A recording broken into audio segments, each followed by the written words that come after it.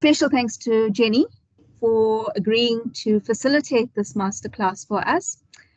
But the division holds the view that staff who teach students are important contributors to the university's core business of teaching and learning.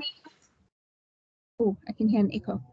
And therefore, we try to support you continuously by providing you with development opportunities to help you to engage critically with debates around teaching and learning. So today's session is titled Developing Your Teaching Philosophy, and will be presented by Professor Jenny Clarence Fincham. I'm delighted to introduce Jenny, who I can proudly say is my mentor, my friend, and has been my supervisor for many years. But more importantly, Jenny has served as external evaluator of UJ's teaching portfolios for the past 8 years, and so she brings a lot of experience to this process. She has extensive experience in higher education in several university contexts, UKZN, UJ, and NMU, and has a special interest in all aspects of teaching and learning and assessment, particularly transformative curriculum development, critical discourse analysis, academic development, and postgraduate supervision.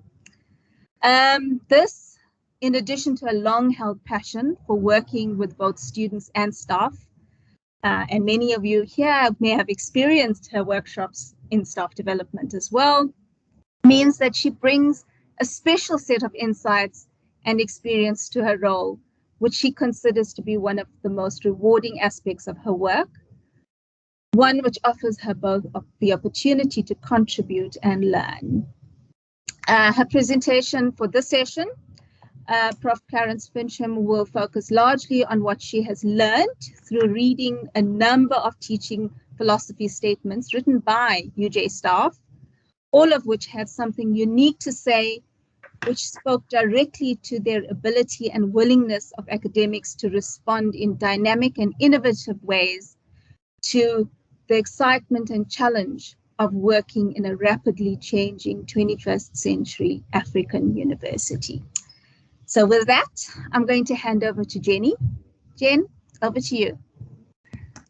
Thank you very much, Kibby. I appreciate that very much. I don't know what you guys can see. I can see a very small picture of me. So we can't see you.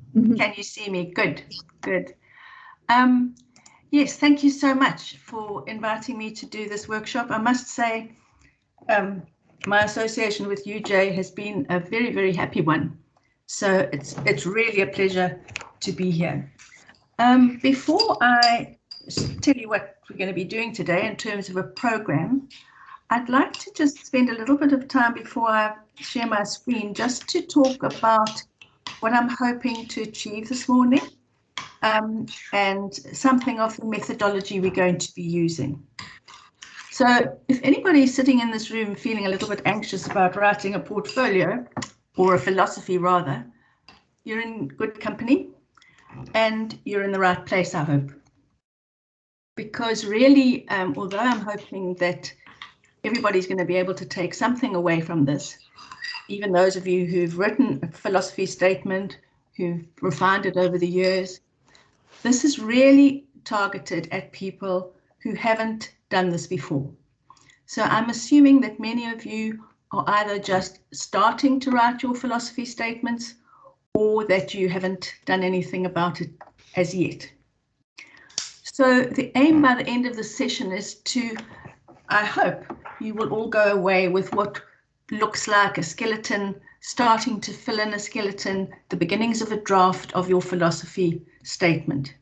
Because a lot of today's methodology is going to be around free writing processes, where you are going to be reflecting on various aspects of your work and your beliefs. And from that point, I'm hoping that you'll be able to populate your philosophy statements by doing all kinds of interaction with other people later on. And we can come to all of that. So the methodology, we're not going to break into groups. At this point, your individual reflective process is more important.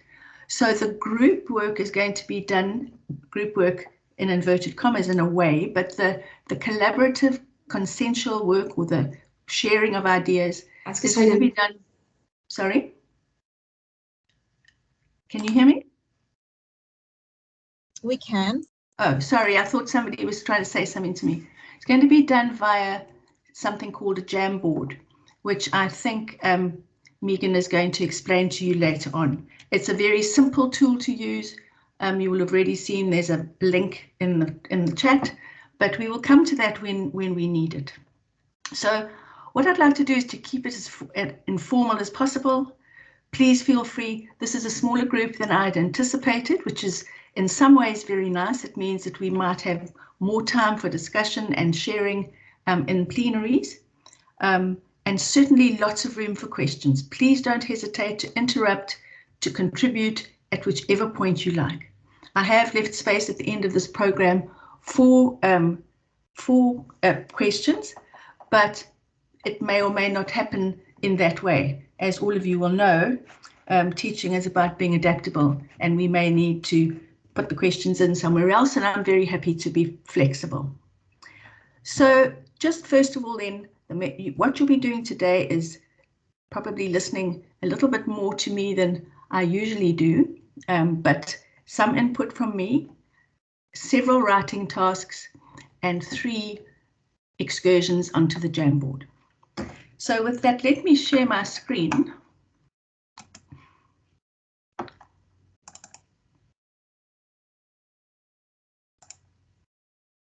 Sorry.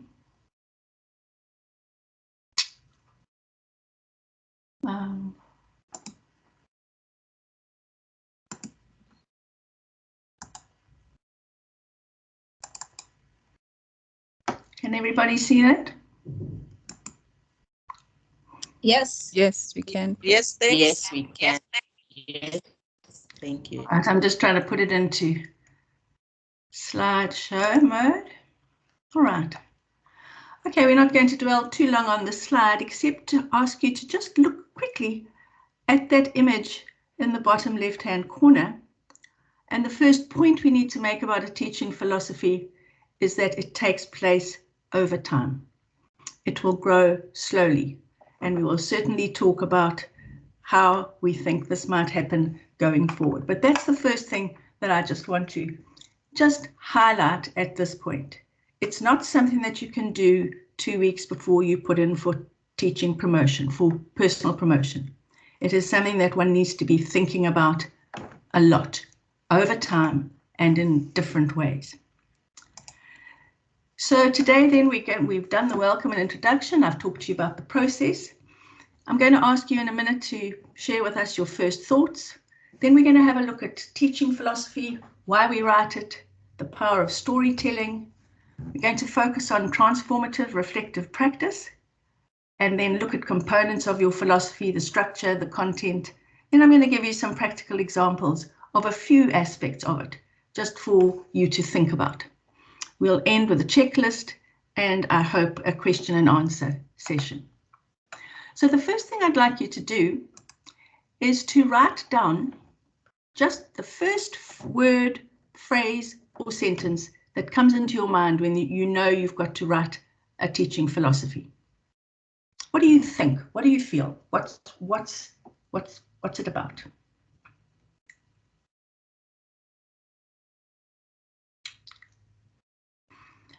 Okay, anybody like to share their thoughts with us before I give you some examples of what other people have said? I'm not able to, I don't think I can see hands going up, Megan. If anybody would like to share, please let me know. There are no hands, Prof. Okay. All right, then. The chat. Are they in the chat? I don't have the chat on. Jenny Hall says it's anxiety. Okay. Anxiety. Anybody else? Pressure. Okay. Christy says pressure. Okay. Right, let's have one more. Haley says uncertainty. Okay. Ever right. changing. Ever changing. All right, that's wonderful. Let me show you some of the comments that I've heard. These are, I want to just say at this point, there's nothing here that is quoted directly from anybody's work.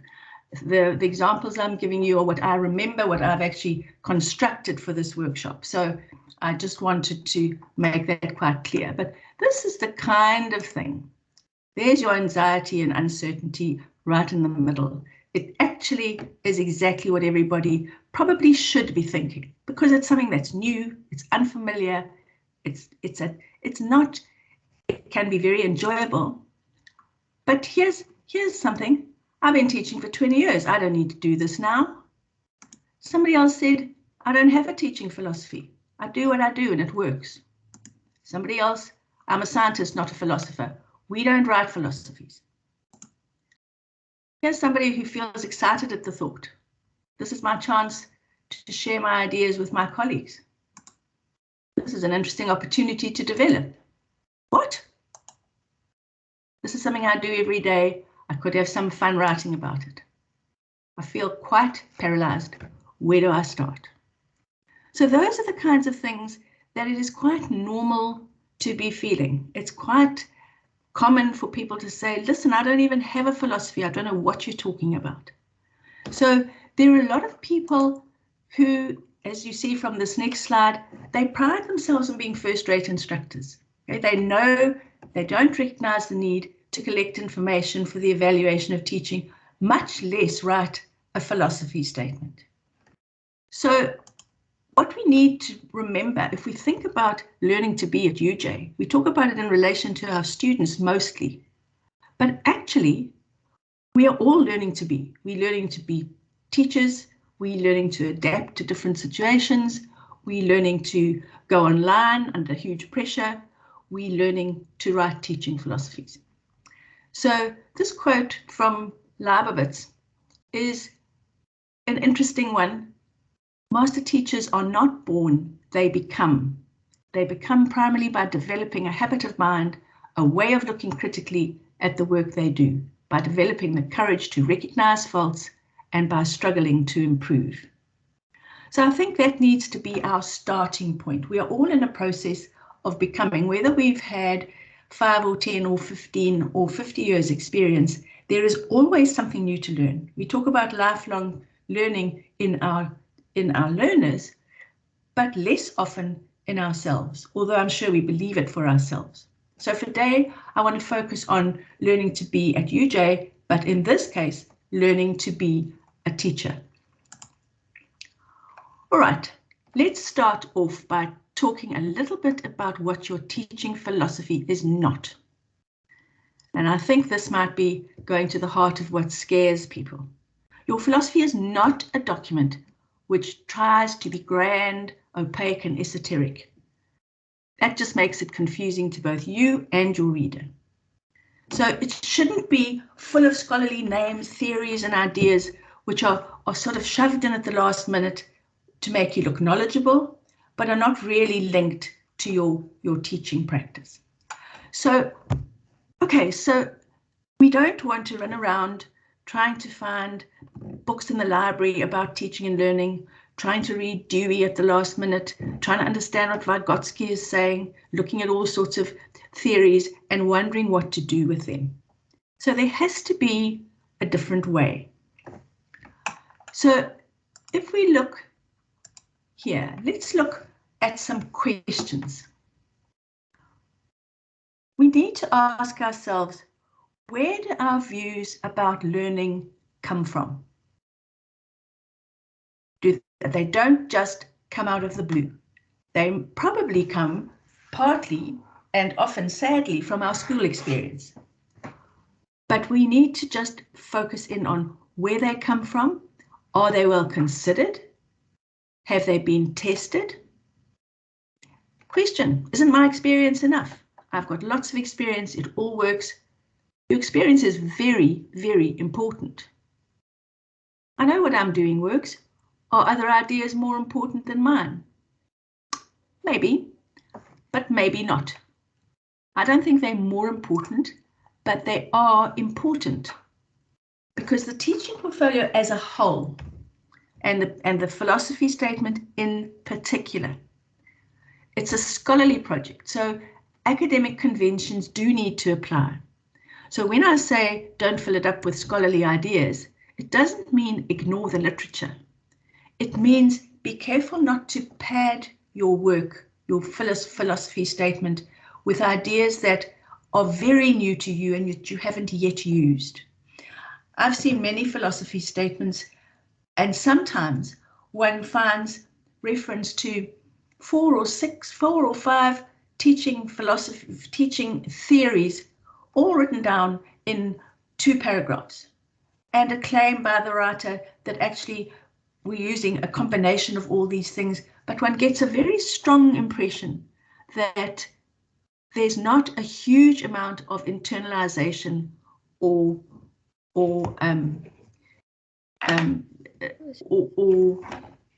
understanding or implementation yet.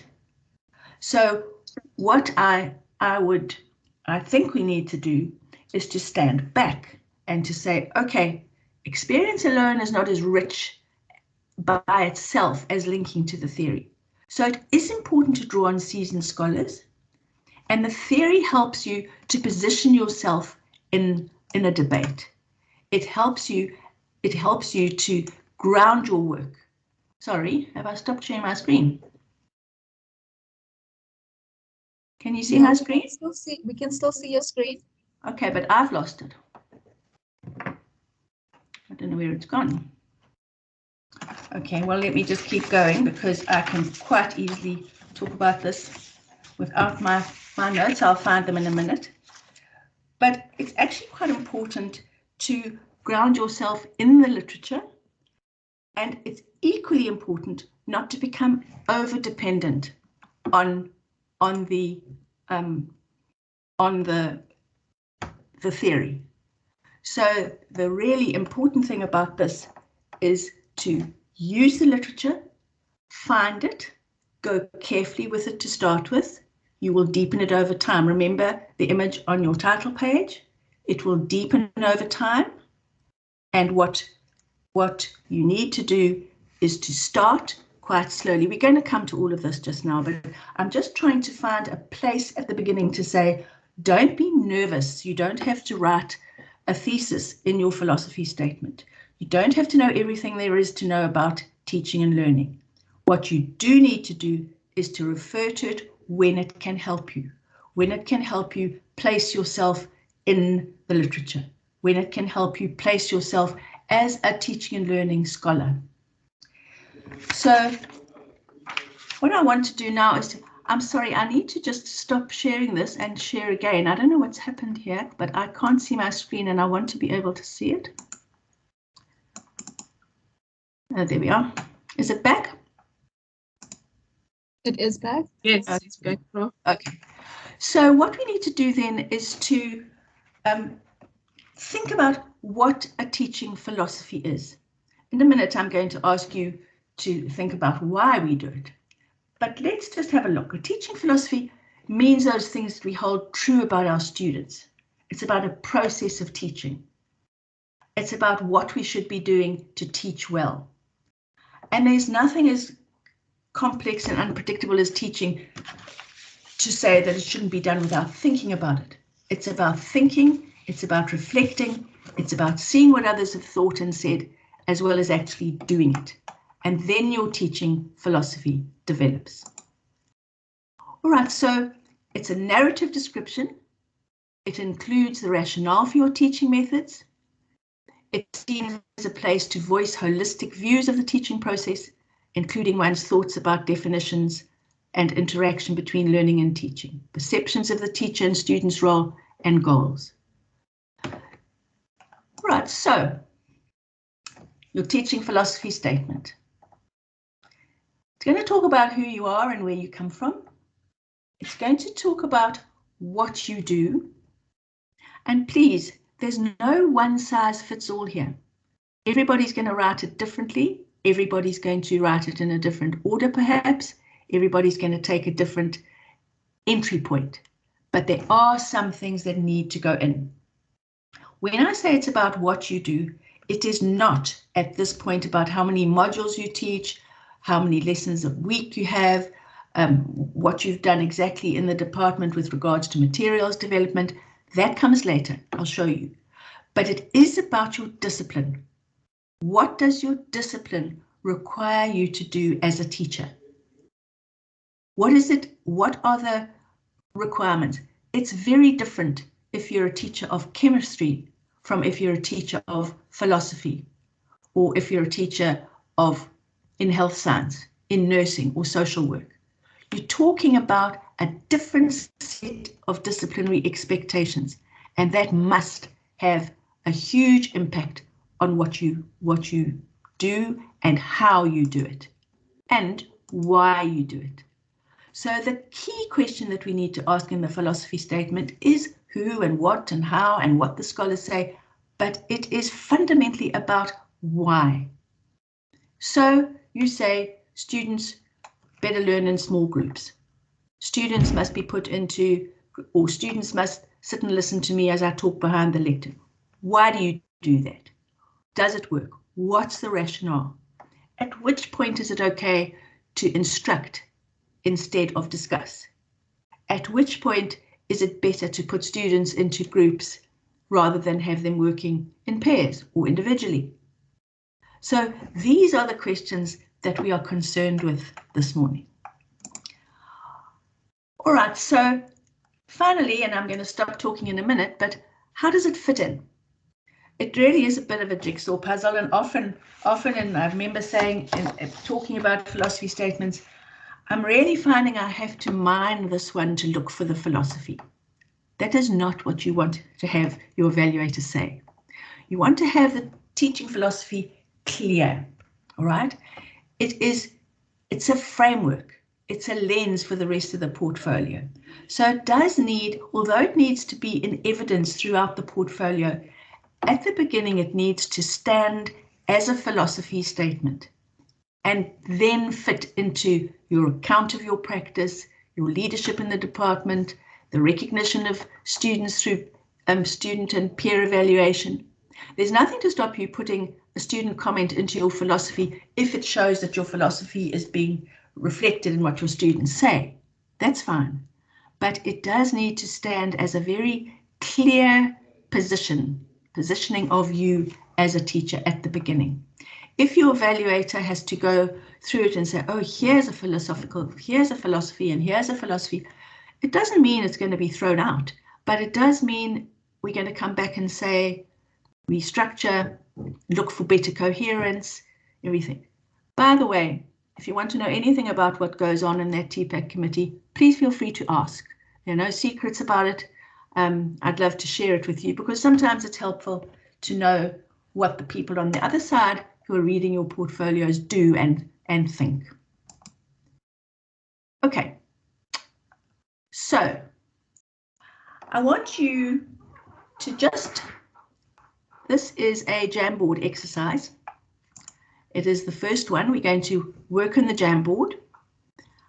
You are going to click on the link. Megan, I don't know if you've reposted. I've put the link at the beginning of the chat. Megan, do you want to come in at this point and just explain how the Jamboard works? I'll come in, Prof. Megan is off. Oh, that's fine. Yeah, the link is in the chat. Can everybody see the link? It was posted earlier in the chat. Or should I read? Let me just copy it again and put it again so that you can quickly. Can you see it? No, Does not yet. everyone see the link in the chat? There it is.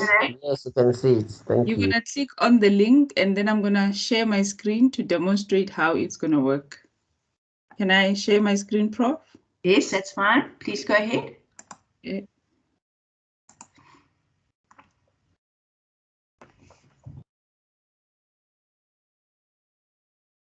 Can you see my screen? Yes, you can. Okay. Was everybody able to access this page? We did. Okay. So the first question, that there are 13 what do they call them? Sticky notes that will appear. But for you to see the next one, you'll have to, do you see my arrow here, my cursor here? Yes. Okay, but before we go there, this is the question: what is the primary aim of your teaching philosophy? So you click here, you'll see a sticky note, and then you click on it. So you type in your response. And once you have typed in, you can put it in a different color. You can choose a different color. And then once you have done that, you save. And then I don't know, Prof, are you going to take them step by step through each question, or they can do the whole 13 questions? No, they're not 13 questions. Let me just explain. I was expecting a lot more people in the room, so don't take too much notice of that. What you see, those numbers are just a different frame. So if we had 110 people in this room, which is the number of people that responded, we're certainly not going to be able to fit all the sticky notes in. So don't worry about the A to F. Just when you see that the frame is full, just click. Yeah, we've got one coming in already. Just click on the arrow at the top, and you'll go to what is another page. It works exactly the same way as a whiteboard with post-it notes on it in the traditional face-to-face classroom. So your task now for the next few minutes is to write down. I see we've got things coming in already, to gain clarity on what I do and why. Lovely. We can play. All of us have access to this. The nice thing about it is that it is completely anonymous. So you can say what you like. This is hard. It's not really a contentious, but it's a wonderful teaching tool. For those of you who don't know about it, it's something that I've used quite a lot, and it really is a very nice tool. So let's just go for a few minutes. Just come up with your purpose. If you want to put more than one in, that's fine. If you want to put in, if you don't want to, that's also fine. But just keep going. When the frame gets full, just move to the next page, and I can come along with you because I'm also sitting on the board. All right. Should I keep my screen on, Prof? No, you don't need to keep your screen on. You can all just click on the link. Okay. And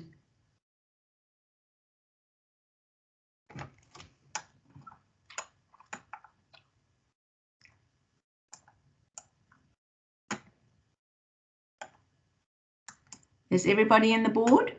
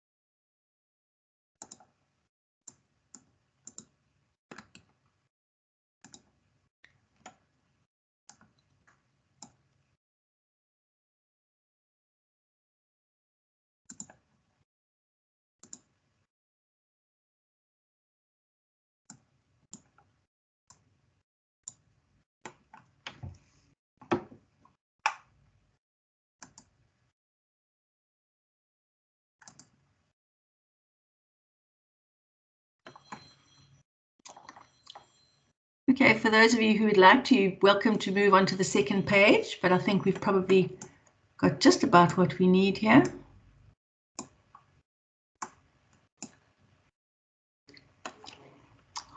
Right.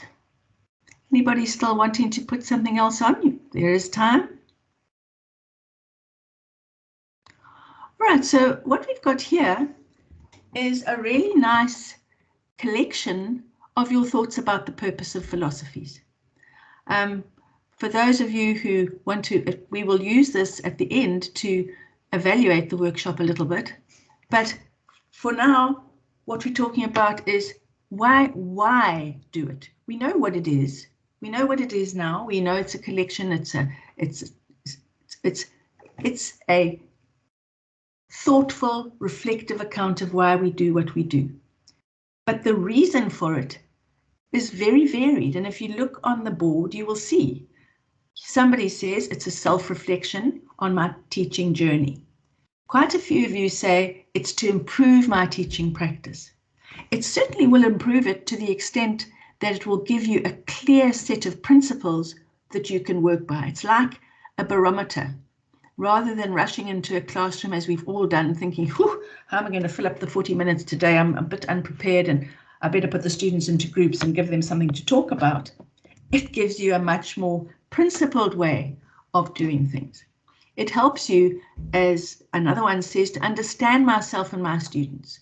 So it helps us get better insight into our students, what they need, what we need, how we can interact with them. So it's so the promotion committee can imagine being in my classroom. I love that. The promotion committee wants to imagine being in your classroom. Quite often, I've said, sure, I think I'm going to register for this course because it just sounds so exciting and I don't know anything about it. So if you can inspire the evaluation committee, you know that your teaching philosophy is actually making an impact. It is showing people what you believe. It is telling them your story. Okay. Somebody says to not confuse my students, and I think that's an interesting one.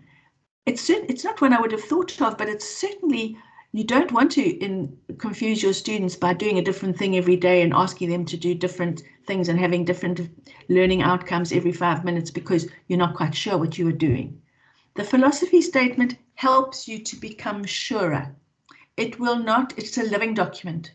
So please don't think once you've written it for one promotion application, that's enough. It's not enough because it will change all the time.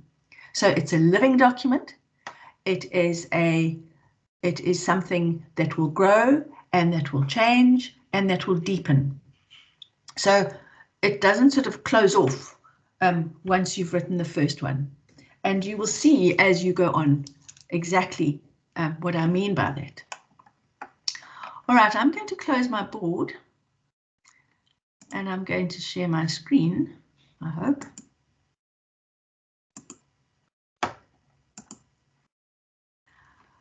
And there we are, the two main purposes. Can everybody see the screen okay? Yes, Prof, we can see the screen. Thank you.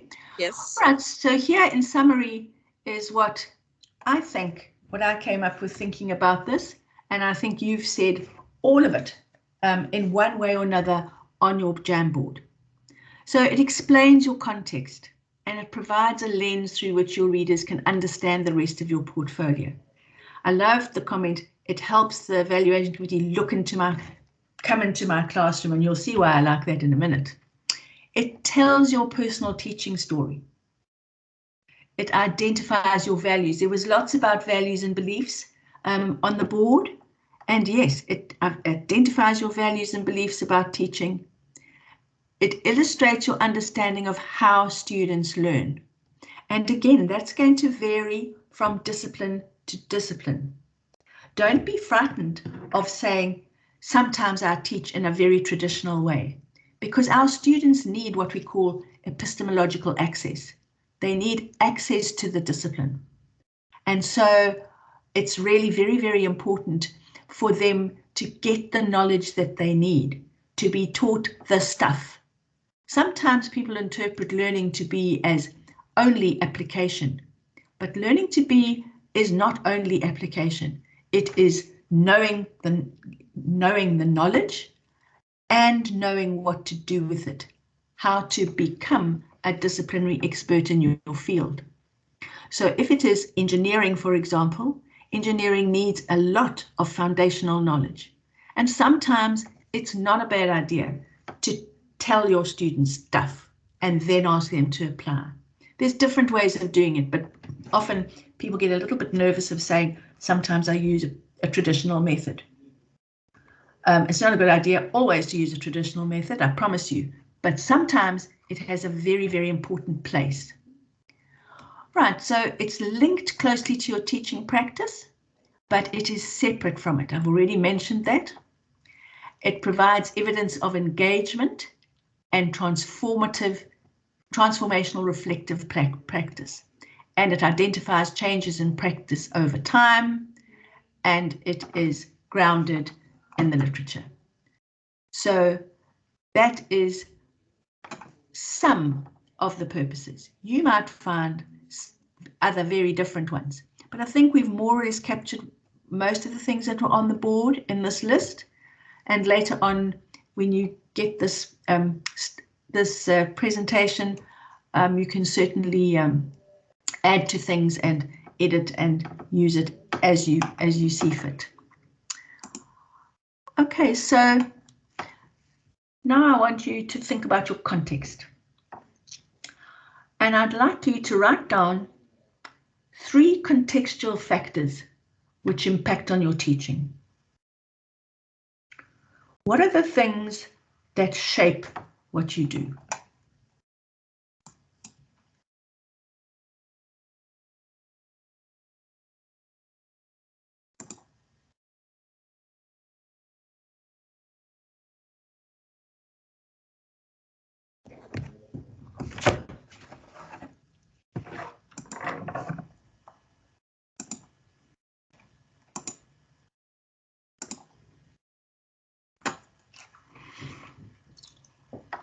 Okay, anybody like to tell me what they think are the key things in their context? What is it that can't just teach as though we don't have a context? So what are the contextual things that matter?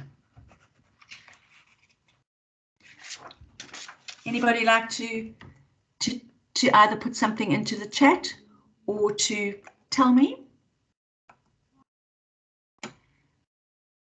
I'm quite keen to hear some voices if somebody would like to either ask a question or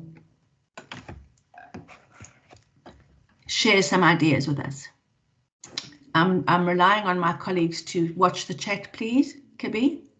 There's a hand I'm here. from Pusheleto. Good morning, Prof. Good morning. So what I'd like to share is the students that I teach. So I teach diploma students on Soweto campus, and I'm teaching within the School of Accounting.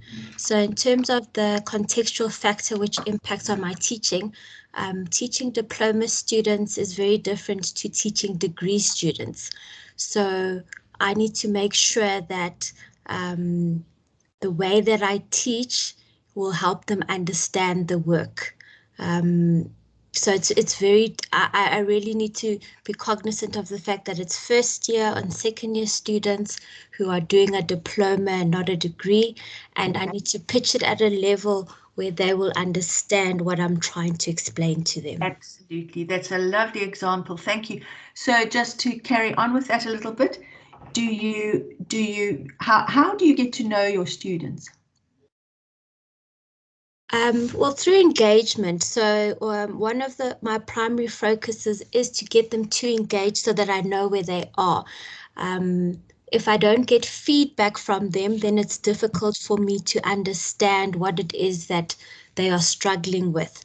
So one of my teaching strategies is to get the students to interact and engage with me as much as possible so that I can then modify my teaching in a way that they will be able to understand what I'm explaining. So if they keep quiet and it's just talk and chalk and I'm, standing in front and talking and they're just staring at me, I find that very difficult because then I don't know if they're receiving what I'm trying to teach them. I don't know if they understand.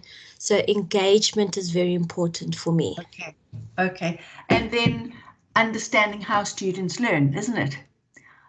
Would be a very important thing. Yes, yes. So for you, later on you can make some links for yourself, but for you, maybe a place to start reading or to carry on reading. I have no idea how much reading you've done, but if we're talking about literature, the place maybe to start is finding some things on how students learn, and maybe how something about the South African context, where students come from. All of those things would have a bearing on how your students are learning. So thank you for that. That's lovely. Thank you. I'd like somebody else to tell us now another one. What other contextual factors do you suppose are important in your classrooms? Shurpie says knowledge, content knowledge. Maybe she wants to explain a bit more what she means by that. Okay. Sorry, what was her first name, Kibby? Sorry, I can't see it with my screen. Shurpie, would you like to tell us a little bit about content knowledge? Yeah, hi everybody. I hope you're okay.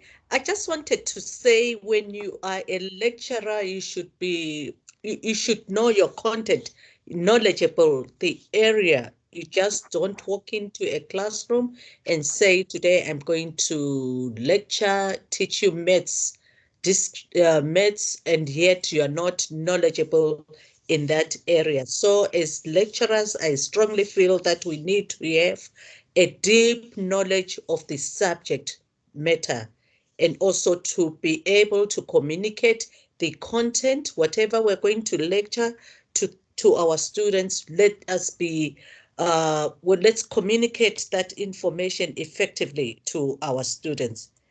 That's what I meant by content knowledge. Can I ask you one more question? I agree with you completely. All of that is really very important. What is your discipline? It's information systems, IT. Okay, so in information systems, where do you start? How do you introduce your students to the discipline of information systems? How would you just let's talk about it as a practice first, and then we can see if we can turn it into a principle. Okay, initially we have to introduce the students. Let me pick maybe diploma first years to the different IT concepts, so that they do have a knowledge of what's going on. So because when you just talk, some of it is just jargon they don't understand. So it is very important to introduce them to those IT principles and concepts. Okay, and do they come with any knowledge of their own? Okay, some they do come if they did it at matric, like IT. Yes, they do. But we do have some who come through with very little knowledge because they were just introduced to computers. All right. Is there any way in which you can use their knowledge of their cell phones to link to your discipline?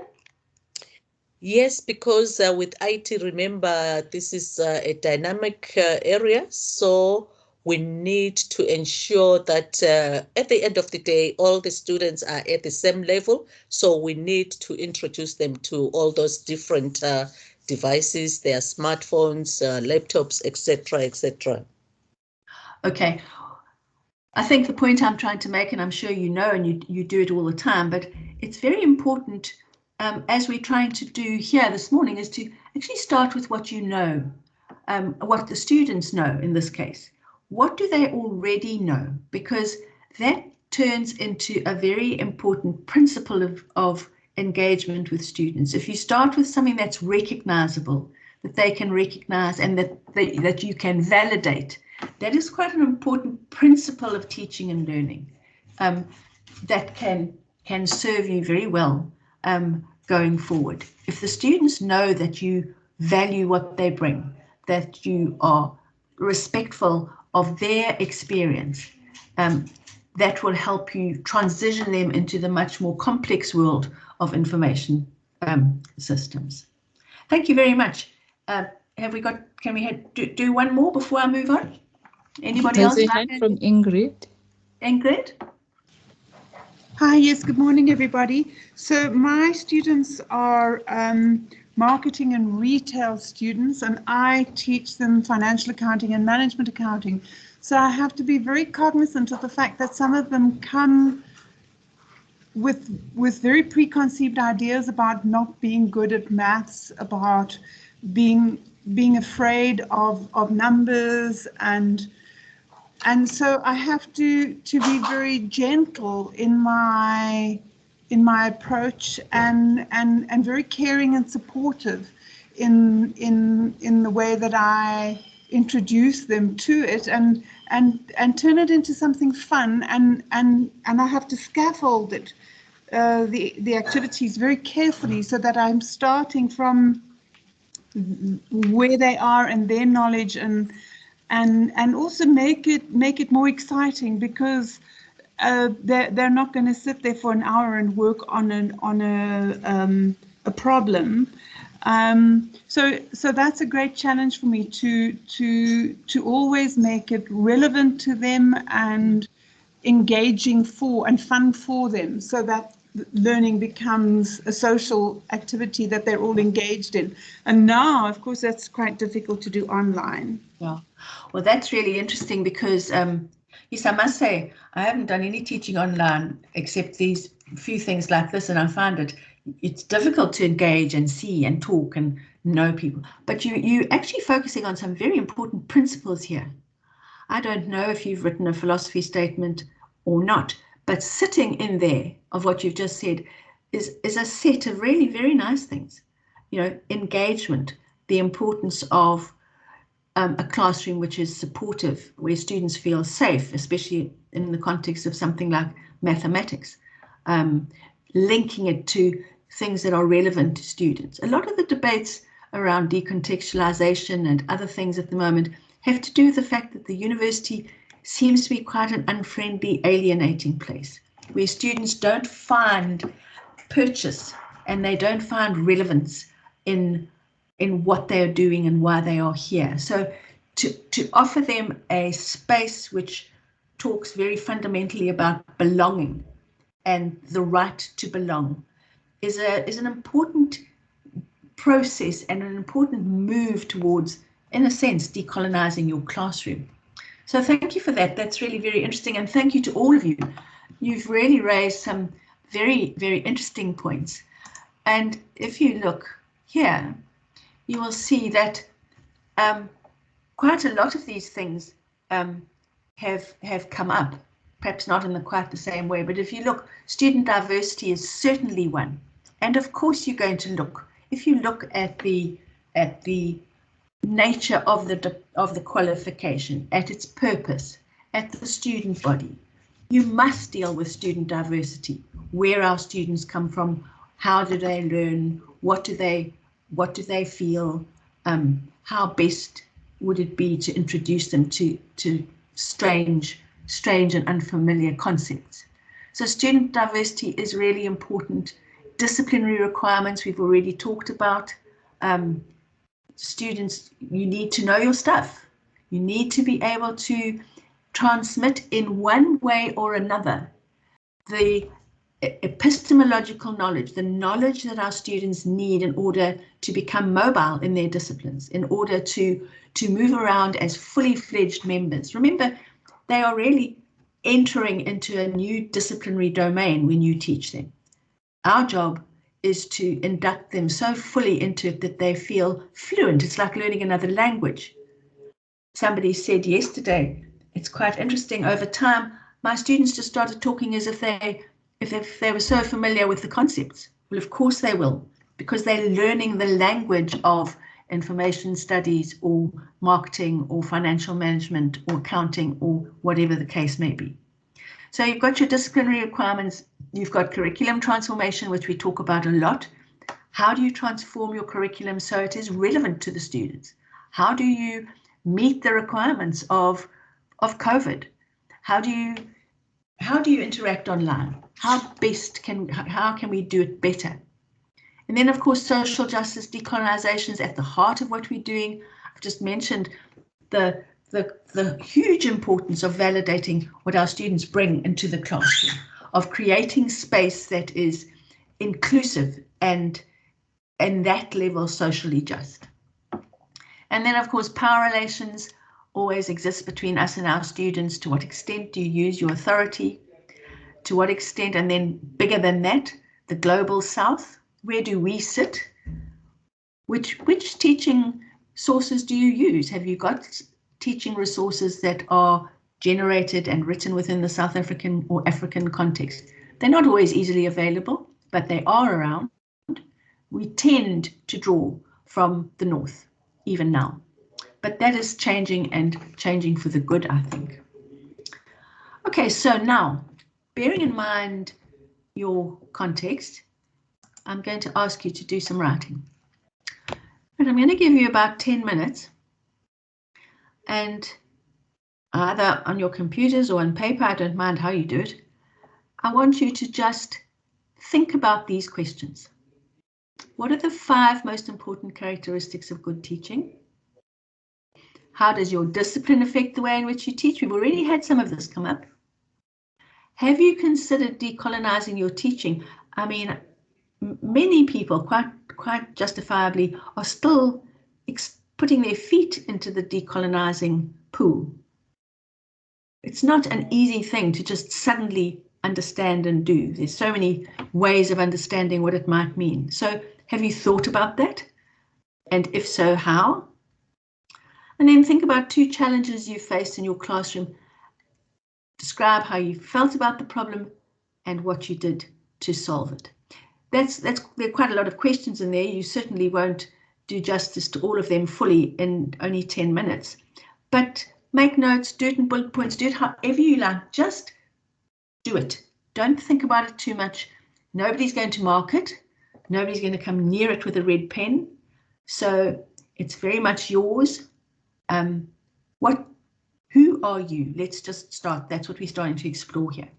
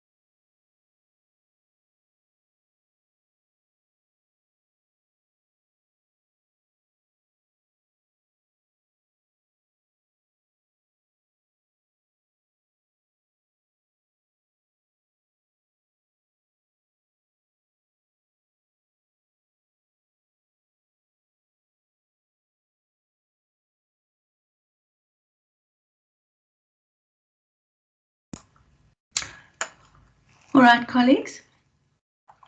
I think you can stop writing at this point, please.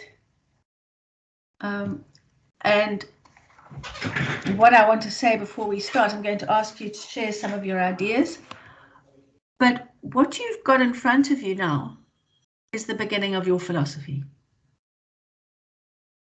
Your task from this point on is to move those characteristics of good teaching and turn them into principles that you can use moving forward.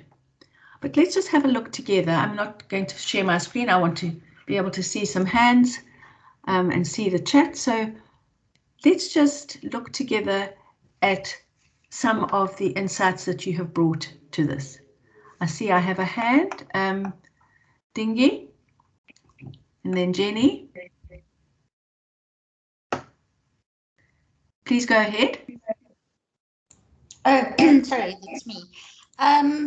The ones that came to mind were sort of facilitating and engendering enthusiasm. Okay. Thank you. Jenny, I'm not hearing you. Can I hear you? Can everybody hear me? Oh, sorry, I was muted again. Oh, Jenny, okay. Okay. I'm glad it's not a technical hitch. Thank you. Did you hear the first one? Yes, I heard engendering enthusiasm. Yes, okay. Encouraging reflection and development of knowledge. Being able to clearly convey information so that students can turn it into internalized knowledge. Embracing students as a whole person, not just an empty vessel to pour learning into, and being human so that students can approach you for clarity, test their thinking and share their lived experience of the knowledge that they acquire and are applying in other areas of their life. Okay, Jenny, tell me a little bit more about students not being empty vessels that you can pour knowledge into. I think I teach masters and first years in law. Okay. That's a big range. And it is, and for me, the thing is that they have to leave being thinkers, and especially the first years arrive and they like to say, but ma'am, what must I learn? Just tell me what to learn. And I teach them legal skills. So you're not helping them because that kind of law doesn't lend itself to cookie cutter template things. They have to take the teachings that you give them and they have to internalize it and be able to work with it. And I think if you approach students as an anonymous homogeneous mass and say, here is the template, you're ignoring their lived experience and depriving them of an opportunity to really internalize it and work with it. That's a bit garbled. I'm not sure if that makes sense. No, it makes lots of sense. Have you written a teaching philosophy before? No. Okay. I'm starting now with you. Okay, well, that's wonderful. I'm just wanting to check because what you have in front of you is the beginning of what we would call a constructivist philosophy. What you're saying is students don't just sit there getting knowledge poured into them. They need to engage. You want to inspire them to engage. Now, that is the beginning of a very, very important philosophical and teaching and learning theory, okay? It's grounded in the work of Paulo Freire. So if you just want a starting point, start with him. Don't start with all of him. Try and find some things about him, perhaps. But what I'm saying to you all, things that you're writing now are going to stand you in very good stead for developing a philosophy statement going forward. And that's what you've just shown us. Dinky, you've written in the chat, but I wanted to hear from you. I saw your hand up. I did ask you to speak and then I didn't hear you. So please, will you tell us what you said in the chat? You're on mute, Dinky. You're muted.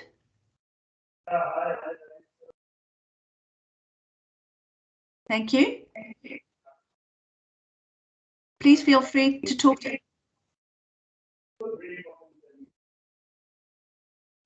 I don't think we're hearing you. Is it just me or? Dingy, we can't hear Dingy very well. Sorry. Okay, but he has written some really nice things in the chat. If you have a look, oh, there's lots gone into the chat. Dingy says empathy, knowledge of discipline, commitment to supporting students, being a good student yourself, learning alongside your students is very important. Patience, continuous development, flexibility. Look at all those. Okay, so there's the beginning of a very, very solid. Dingy, I wish we could hear you because I'd be really interested to know if you've written a philosophy statement before. But what you have in front of you is the beginning, or maybe even a philosophy statement in process. All right, Colin says, my discipline is management, set in the organizational world, many established ways set in a context outside of Africa. So here's somebody looking at the values that come from outside Africa, primarily economic as opposed to social. You're already starting to tussle with the contextual issues that make all the difference to what you how you're going to put your philosophy statement together. So nevertheless, you say we're required to build this theoretical base, but still convey to students that this is up for challenge. And that is so important. We don't just induct our students into our disciplines to be little robots to follow all the rules and regulations. We induct them into our disciplines so that they know what the requirements of the discipline are, so that they can dispute it should they want to. You can't dispute something that you don't know about. So, yes. Being a good communicator, open-mindedness, right? Construction. Oh, sorry, Dingy. Oh, sorry. Dingy says there's construction around his area, so lots of noise. Oh, there we are. Antonio, now you have your first insight into how important it is for you to collaborate with staff development. If you're wanting guidance about what to read, there it is, Kibby helping Jenny to say, try this reading first. We're going to come to lots of practical tips about that later, including the importance of collaborating with professional staff development. All right, let's take one more because we do have quite a lot to do still. Anybody else like to share with us their thoughts around what the characteristics are? Anybody like to talk about decolonizing their teaching? Anybody get to that? Okay. All right. Challenges that you faced?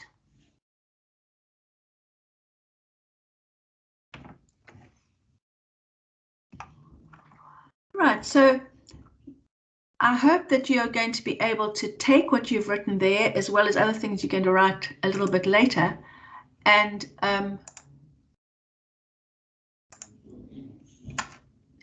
put them all together in a coherent philosophical statement. Don't be frightened of the word philosophical.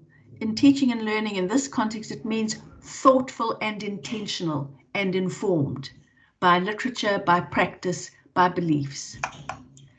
So if we go on to the other aspect of the purpose of our teaching portfolio, one of the big things about it is that it's about sharing your story. If we think about it like that in the first instance, what you did in that last reflective exercise was to share your story. So you're sharing your story of you in your classroom, what you believe, what you think, how you're teaching. So if you look at this quote here, when we teach, we tell stories. We tell stories about our disciplines. We've talked about that, about the place of these disciplines in the structure of human knowledge. We tell stories about what it is to be a human knower. Questions that we ask of our students. What does it mean to be an accountant, or a physicist, or a philosopher, or a political scientist? And then it's also about how knowledge is made, claimed, and legitimated. We come back to the whole question then of why it's important to use the literature, to anchor your thoughts and practices in the literature. Doesn't mean you have to necessarily agree with it. You could easily say, so-and-so finds such and such. My experience is revealing something quite different.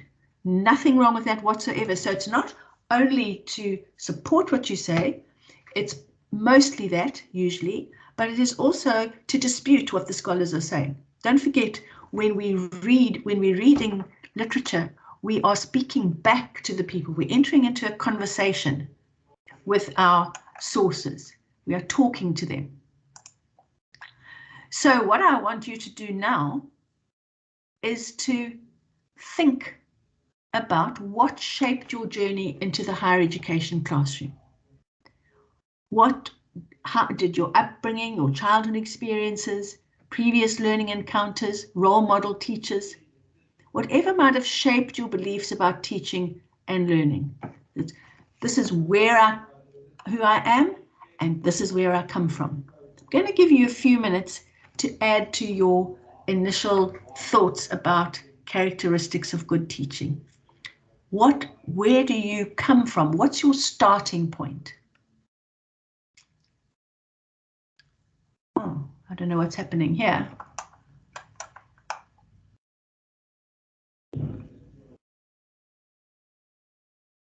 I've stopped sharing this.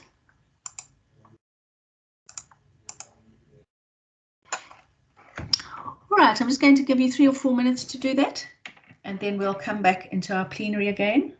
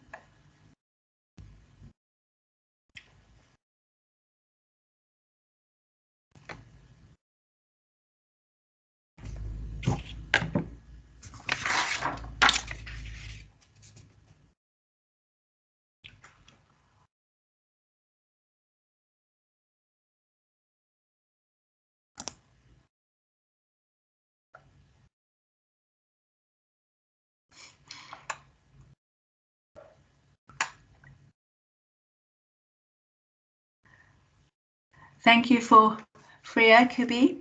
Very nice, very useful.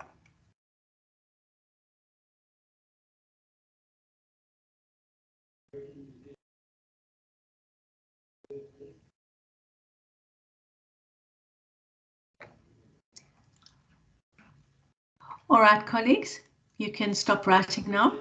And I'm going to ask 1 or 2 of you if you'd like to just tell us a little bit, what's your story?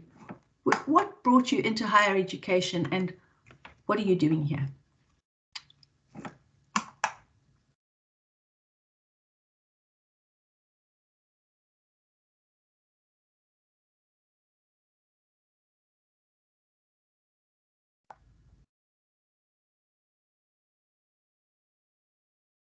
Anybody like to give us a little bit of insight into their story?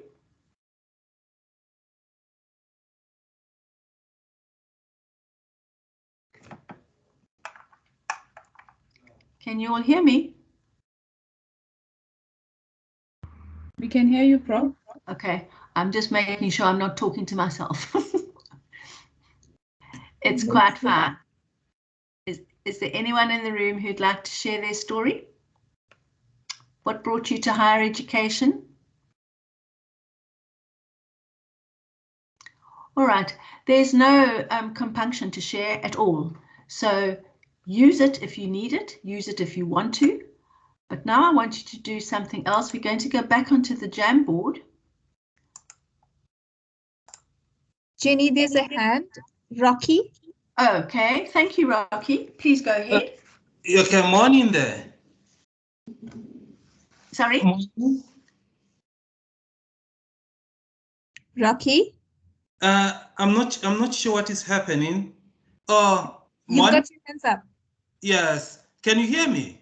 We can. Yes, I can hear you clearly. Thank you. Okay. Sorry, when I joined in the morning, there was load shedding. I just locked on now when the electricity came back. Shame. But then, yeah, then the issue of joining higher education, I don't know where it places someone like me who started from a school experience and then joined higher education later in one's career. I think I joined UJ after spending something like 28 years in teaching in the schooling experience. But then what I found, which drew me to higher education, is that I just love teaching. That's all. I don't consider myself as a lecturer. I consider myself as a teacher, and I love teaching. And fortunately, when I joined UJ, I started in the education campus, and which gave me a very good connection with the trainee teachers, because I was involved even in the work integrated learning, what we used to call in the olden days teaching practice. So I felt that, well, I could share my experience in the field with the young teachers. Okay, thank you so much. Absolutely. I thank you. That's a very rich contribution, because the question of where do I fit and how am I placed is a crucial one for all of us. Not just for somebody like you, Rocky, who spends so much time. In fact, you come with a rich reservoir of experience and insight into the schooling system, into the needs of learners. And that is an amazing bridge between schools and universities, two different sectors of education where often there's a very big gap.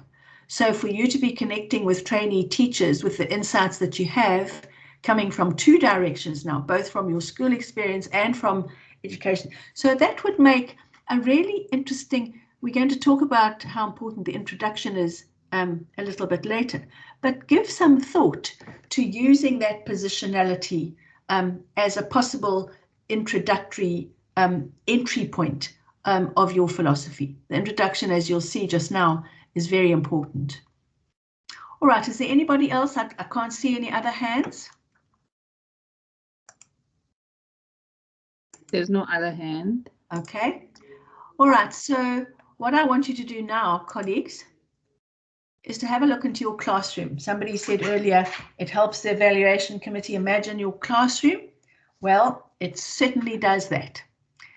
So I want you to just, I'm going to give you just a couple of minutes to do this, because I want you to go back onto the Jamboard, but think about yourself and your students. Just think, if you haven't written a philosophy before and you're saying, sure, how am I even going to start? Have a look at your students. What are they doing? In any given day, of course, they'll do different things in different times for different purposes. But in general, what do your students do in the classroom? And what do you do? How do you relate to your students? How does this reflect your beliefs about student learning? And if you've given this some thought, can you see a decolonized classroom? So just a couple of minutes. What are your students doing? What are you doing? How do you relate to them? And what does this tell you about your beliefs about student learning?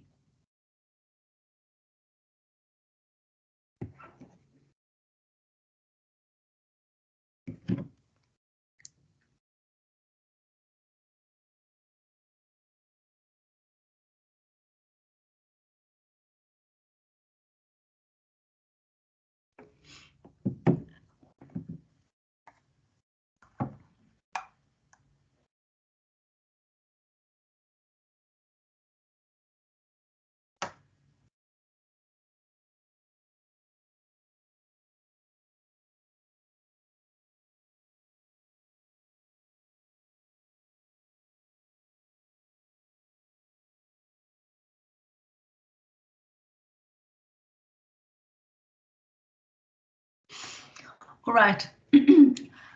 I'm not, I think you can stop writing now. These are questions that you can dwell on again and again going forward. You'll have them at your disposal. You'll be able to think about them, populate the answers to them in much more detail than we can do here. I'm mindful of time and we still have quite a lot to do. So I'm going to ask you now to go back onto the Jamboard and answer this question. What would you like your students to remember about you as a teacher 5, 10, 20 years from now? So I'm going to stop sharing and come onto the Jamboard too.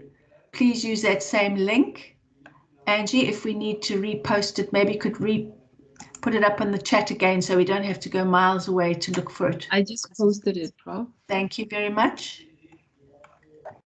That's great. Thank you.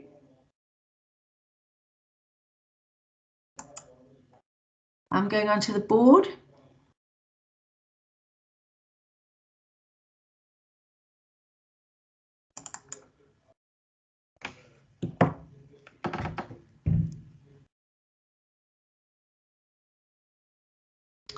You need to move onto, I would suggest you move onto page 6 because that gives you the question. Oh, okay. Page 7. How would you like to be remembered by your students? Just choose 3 words. Page 7, go to the top. Beautiful, thank you. We've got the first one on the board.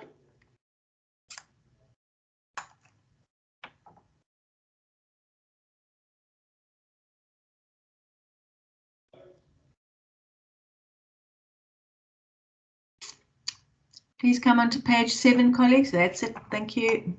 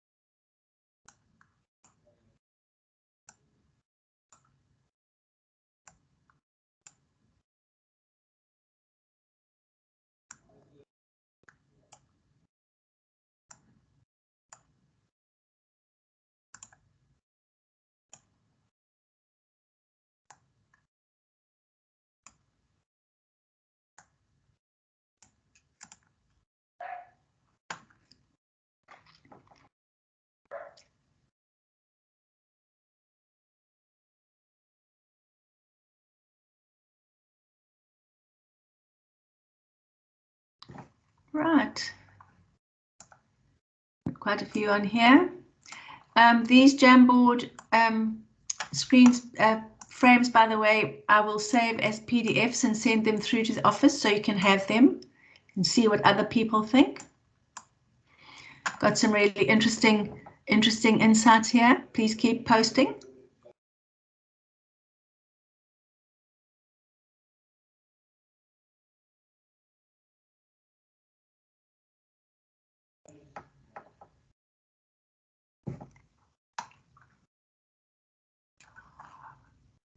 Right.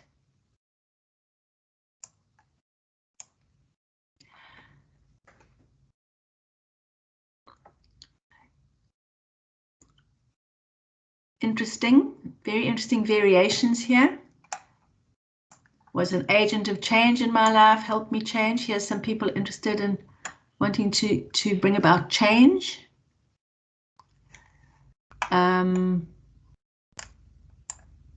Quite a few, as you will see, are focusing on caring. Do you see, as teachers, what you can do with the board is you can group the comments. I will do a bit more of this later, but look at the big group around caring.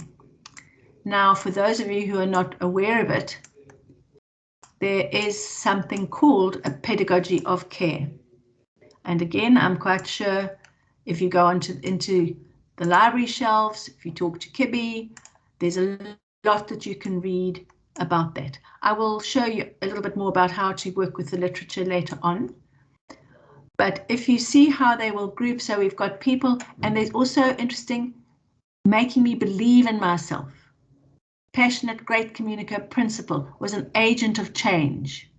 Somebody says, I'm known for being strict but fair, and I'm happy with this. So people positioning themselves in their classrooms in ways that make them comfortable. Questions for us going forward is, does your pedagogy actually reflect this wish? Is it, if you hope to be remembered as innovative and agent of change, and you stuck in very traditional ways, there's going to be a disjuncture. So it's quite useful to look at this wish and say, all right, is my philosophy reflecting this? In fact, sometimes we have great wishes for ourselves, and perhaps our behavior doesn't quite meet up to those things. So that's quite an important thing to think about. Someone who took time, somebody who was interested in their context. There's some very interesting wishes expressed on this board. Passionate, great communicator, innovative. Okay, so that would go next to an agent of change. Approachable. Showed students how to be socially and culturally aware. That's very, very useful insight as well. A lovely framing statement. And why would that be important? Somebody who helped me approach my approach to management to accommodate our local context. There's the agent of change. Okay, so that's a really very interesting set of insights and hopes. Somebody wants to be an inspiration, a reference for an ethical leadership, someone who ignites passion within my students to discover their true potential via education, and most importantly, to leave a positive dent probably in the lives of the students. These sticky notes have a lifespan. All right, I'm going to close my board now because we need to move on, but thank you for those. I hope you enjoyed having a look at everybody else's insights as well. This is a good substitute for breakout rooms, especially when time is limited. And it's also a good way of getting together, putting ideas together for assessing something, even for taking minutes. Okay, I'm going to go back into my slideshow because we need to move on. Okay, so just a very brief of necessity, a little bit of input on what we're talking about when we talk about developing transformative reflective practice. And here I would refer you to Biggs and Tang. You've got it. I've sent a reading list through to Megan to send through to you. It only has about 20 references on it. It is extremely limited and it's very difficult to make choices. But if you want a good, solid, general text that will introduce you to ideas about teaching and learning at university, I would recommend Biggs and Tang. And they talk very, very accessibly about what we're talking about when we talk about reflective practice. So the questions that you need to ask, and we're going to reflective practice now because this is how you're going to get to the kinds of insights you need to go into your philosophy. It's all very well to say, tell me why you teach the way you do. And if you don't know why, that turns out to be a rather silly question. So to try to help us understand why we teach the way we do, we need to ask ourselves, what do you want your students to learn? How will you know if they've learned it? And what can you do better? So reflective practice is reflecting on what you do. Developing transformative reflective practice is reflecting on what you do, but doing it in a way that is critical and open to changing your practice. And that can sometimes be the hard bit. So where you would start with your context. If you look at the bottom, and everything would cascade out from there. You would look at the extent to which you're interactive. What are your personal views? How do you work interactively with your students? What are you talking about when you think about a holistic view of your students or your practice? Is your practice holistic or is it fragmented? Does it hold together? Is there a link, for example, between theory and practice? Those are very important links. If you're going to use the theory, please make sure that you link it to one of your beliefs or practices about quality teaching and learning. If you don't, then you're going to land up with a list of theories in 2 paragraphs, which is what I mentioned at the beginning of this presentation. We don't want that. I would rather see, quite honestly, 4 or 5 solidly understood articles integrated into a philosophy statement, rather than 15 that are decontextualized and not strongly associated with your particular personal statement of your teaching. That's not to say you should only ever do 5, please don't misunderstand me, but I would far rather see an early developed philosophy statement which is grounded solidly in a few readings, rather than flitting around trying to impress with many, but clearly not understanding them terribly well. Your knowledge domain we've mentioned a lot. How does your discipline reflect on your practice? What does it want? What does it need you to do? What do you have to do in order to become a physicist? What do you have to do in order to understand management theories? And then student diversity, of course, brings us right back to our context. Who are we in our classrooms? Who are our students? Where are they? What do they need? And how best can our classrooms serve them or meet their needs? Okay, so that's a little bit of a skimpy look at that. I suggest you read Biggs and Tang. I haven't referenced them here, but I do later on in relation to something else. But please, I would suggest you try to access that. It's not radical teaching and learning theory. It is very good introductions into the various aspects of teaching and learning. So to that extent, I think it's well worth using as a possible point of departure. All right, so here I'm just going to ask you to think about this, because we really do need to move on. I want you to identify one area. Think about that. That's going to need to change, because that's what reflective teaching is. What are you doing now? Why isn't it working? Okay, I'm moving on because I'm very mindful of time, and I want to make some concrete suggestions now about your teaching philosophy.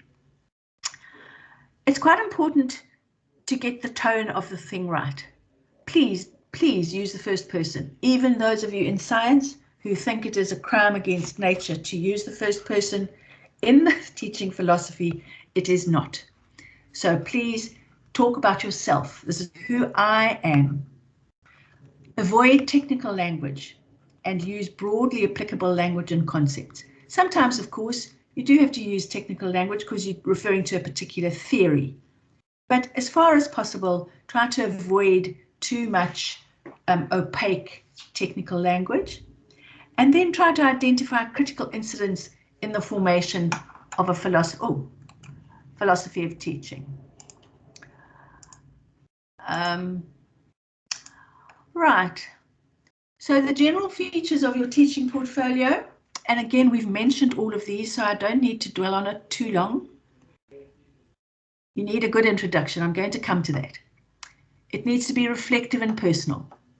It needs to talk about the goals and your program objectives, but in broad disciplinary terms. The skills and values that you bring. Rocky's comment earlier, what's my position in all of this? What values and what skills do you bring to your teaching? Most of you, all of you, bring lots, but from different places and different experiences and different contexts.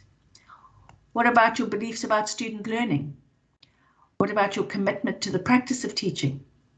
I'm a teacher, that's what I love to do best. Not all of you will feel that. And then examples of how you put your beliefs into practice. Then you might want to think about these things. What's your greatest asset? What's your greatest shortcoming? Which teaching approach works best for your discipline? How do you adapt teaching methods and strategies? What about COVID? What's the atmosphere in your classroom? These are suggested questions. You don't have to wade through them all in any kind of order. Have a look. What grabs you? What are the things that resonate with you as a teacher? Which ones do you think you could make the most of? How best can you use these questions to help you? It is important to talk about how you link your aims and your outcomes. It is important to talk about your values, but the way in which you do that and the examples you use is entirely up to you. So to that extent, there's lots of open-endedness in the teaching philosophy, as long as you meet certain criteria in terms of values, positioning of yourself as a teacher, reference to literature. All right, so now I want to have a look at this. This is, I've called it Special Focus 1 because I think the introduction is a really important part of your philosophy. It's not the philosophy itself, but it is the entry level. It's going to say, hello, this is who I am. So as that first point says, the introduction to a portfolio is extremely important because there's no second chance to make a good impression. So it's not part of your philosophy, but it should be linked to it in some specific ways. Don't have to worry if you can't think of the perfect introduction at the beginning. You might want to leave it to the end, or you might have an absolutely burning incident that you want to use as your introduction. That's fine. But don't look for a burning incident if you don't have one. Write the draft introduction first, play with it a bit, make up your mind later how you're going to do it. So here's a few possibilities of what you might do. This is what we see in the portfolios that come through the Teaching Portfolio Assessment Committee. Sometimes people talk about their early experiences, and I'll give you an example in a minute. Sometimes people talk about how their lives enable them to make special links to students. Sometimes they express an upfront commitment to decolonization. Sometimes they've tracked changes in their teaching over time, or they've focused on a bad experience. Remember that this philosophy statement is not a praise poem. It is an honest and sincere assessment of you as a teacher over time. So if you use difficult experiences, all the better. We like that. We like to see people who say, sure, I really did have a terrible time. I really messed up, but this is what I learned going forward. Those are the sorts of things that we value a lot. Okay, so here are a couple of examples. I knew from the age of 6 that I wanted to be a teacher. My dad was a principal, my mum taught children. They both made such a difference to their students' lives, and I aim to do the same. My aim is to work towards a totally decolonized university to which African students can belong and which they recognize as their university. Good introduction, as long as that is what your aim really is. I grew up in a very impoverished family and had to endure many hardships in my life. This experience means that I can really empathize with the numerous challenges faced by our students, and this explains why I've developed my philosophy around a pedagogy of care. There it is again. The pedagogy of care seems to me to be fairly central in the thinking of many of you sitting in this room. So that's one that talks about links. Here's one that talks about, when I look back over the past 10 years, I'm amazed at how much my beliefs about teaching and learning have changed, and how the answer to why I teach the way I do is always different. When I started in, and then you go, I did this, and now it's changed into that, and that is flagging for your reader your philosophical position. That is positioning you in the field. Just a couple more. I believe, so you might want to talk about the aim of education. I believe that the main aim of education is to build a socially, ecologically just and ethical learning experience. For me, the primary aim is to encourage students to critically question privilege, oppression, and domination aimed at ending injustice. Many teachers at UJ, quite rightly, are very concerned about enhancing, developing, encouraging socially just practices in different ways and in different contexts. And here's somebody who says, in the early days of my teaching, despite working really hard, I often came home feeling disheartened, sometimes even angry. My students were bored and disruptive and didn't seem interested in learning at all. My first response was to blame them for being lazy and demotivated. There was no way that what I was anything to do with me, was it? Then I started to change the questions I asked from a focus on them to self-reflecting, asking, what can I do differently? That was the beginning of a transformation in my classroom, which is now an interactive community of learners. So those are just a couple of examples for you to think around. Please don't use them unless they make sense to you, but think of your own way of finding an entry level into your portfolio. And then another special focus, which is just about the final one, focus on special interest. What are you primarily? I was saying to somebody earlier, it sounds to me as if you're particularly interested in how students learn. Go there. Go to some literature. Identify a good introductory general text. I've already mentioned Biggs and Tang. There are others. There are plenty of others. Paul Ashwin has written a very good manifesto on higher education as it is currently. Consult with the professional staff development staff. Kibby has already been very facilitative in this workshop, offering us readings and suggestions along the way. Chat to a colleague, consult your subject librarian, and then find a central reading and look at the reference list. If you find something published in 2020 or 2021, have a look at what that scholar's been reading. It's a very good place to start and to cascade out from. Don't try and go to the library and come home with 15 books, because you will just get yourself into a confused state rather than a focused one. Right, so a suggested checklist for you. The language and tone, is it appropriate? Does it hold the audience's attention? Is the voice authentic? Are you being sincere? The whole question of sincerity has come up quite a lot now in terms of use the literature you really understand. Use the ideas that really matter to you. Do you have an idea of who this person is as a teacher? Does it sound as though the writer cares about the beliefs? Would you like to take a course that is taught by this writer? Very, very important check-in questions at the end of your teaching philosophy process. And then, of course, the beliefs and arguments. I'm quite sure Kibby can help you with issues around building and argument. Does it deal with what the writer believes?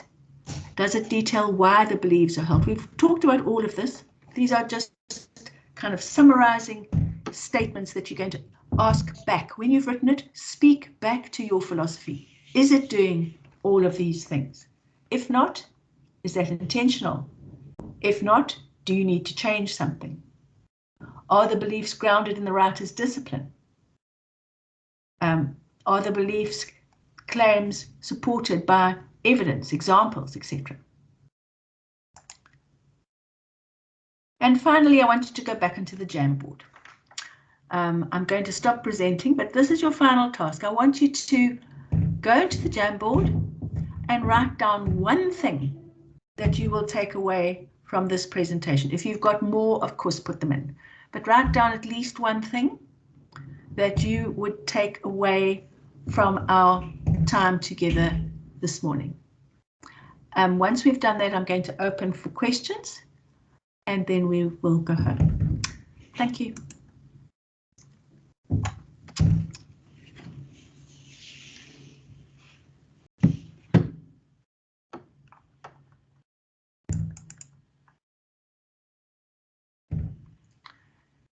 You will find the question on page, if you want it, I think let's use the right page. There we are.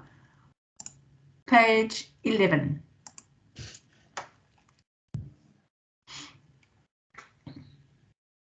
Thank you, Kippy.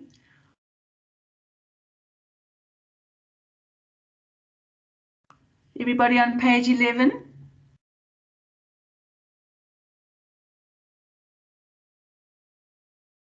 Yes, Prof.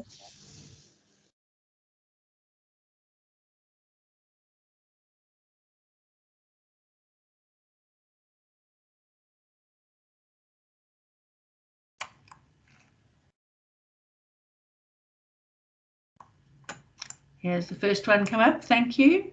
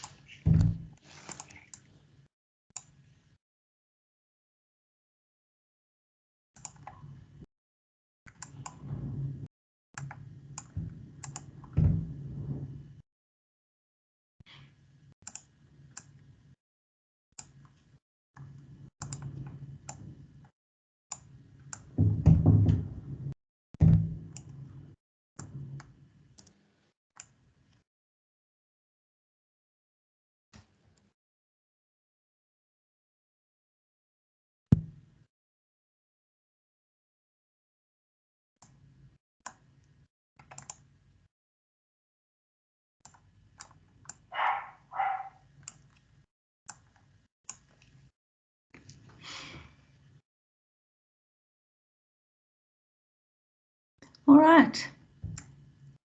Please add if you've got anything else you want to put on there. This is a very useful summary of things that individual people have found useful, that others of you might find useful. It's going to come back to you once I've saved it all as a PDF and we can send it through. It looks as though people have learned different things. That's wonderful. I'm going to just give you just half a minute and then I'm going to close the board.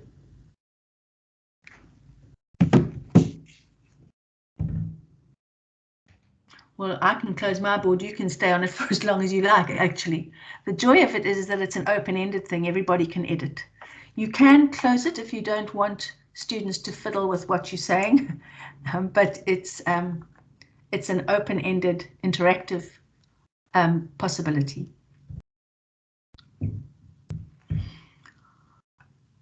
All right. Okay, colleagues, thank you to those of you who have written your responses on that board. I think it's a really nice wide range of responses, reactions. It speaks to your different needs.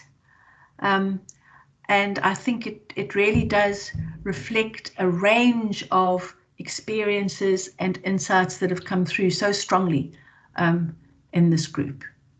We have 5 minutes left for questions before I make a final wrap-up thank you and comment. And can I just open the floor to anybody who would like to say something? Please, thank you. Rocky, is that you? I think, oh no. Right, Pushletso, thank you. Prof. Jenny, I would like to ask, is there a learning theory that is associated with student engagement and participation? Yes, there most certainly is. If you start, I think the best place to probably start is with the work of Paulo Freire, because he's the person that says students are not empty vessels. You don't pour knowledge into them. What needs to happen is that they engage and they talk and they collaborate and they build knowledge of their own. And then there's lots more around it, various introductions to learning theories, but there certainly is. I would start with Kibby's reference, the student guide, what was it called? Student Guide to Paulo Freire. It will help you mediate the work of Paulo Freire. It's not very difficult anyway, but I would start there. But you'll find lots. If you look at that text, you'll find readings that refer you to other sources. If you ask your subject librarian for some work on, it's what we call a constructivist teaching theory, which means that the basic premise of it is that students learn in social contexts, and if they talk to each other and engage, they will construct knowledge and meaning of their own alongside their teacher. So everything changes when it comes to that. As soon as you say you believe that students construct their own meaning and their own knowledge, your role as a teacher shifts from being somebody who knows it all to somebody who learns alongside your students. Okay, so that's the basic of it. So that the answer to your question is yes, very definitely. And it's a very, very commonly held belief now. But constructivism manifests itself in different forms in the classroom, depending on your discipline, depending on how often you can use it and how you want to link it with other forms of teaching, perhaps. Students won't make all the meaning they need by themselves, but they will bring a lot into the classroom. They will build and they will learn from each other and then from you. So it's not as though they don't need anything else. Vygotsky is another person that I would suggest you have a look at. I would suggest you find somebody writing about Vygotsky to start with. He's another person who's very, very commonly cited as a key thinker in the social learning processes of students, and how it's important for us as experts to find the place where the students are. It's called the zone of proximal development. So to find out where your students are sitting, to try and see if you can work out where they are and how best to take them from that zone into new understandings.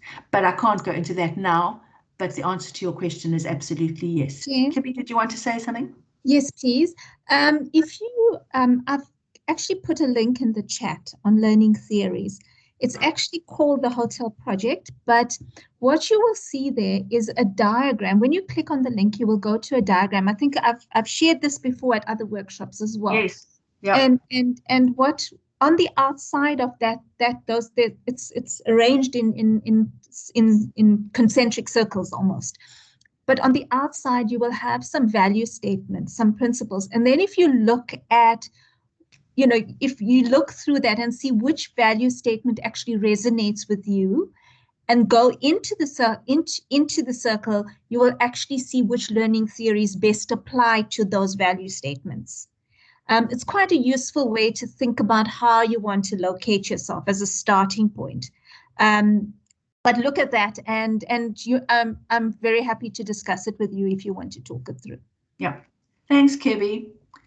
I mean, this presentation is honestly and truly the tip of the iceberg. Really, its aim is to get you started, to get you thinking. And somebody said feeling excited. I think that's wonderful. I love that, because I think it is an exciting process. It doesn't have to be a big albatross around your ankle, as long as you can mediate it and take it in small chunks and know that it will grow, that it will grow over time. It is not cast in concrete as you start.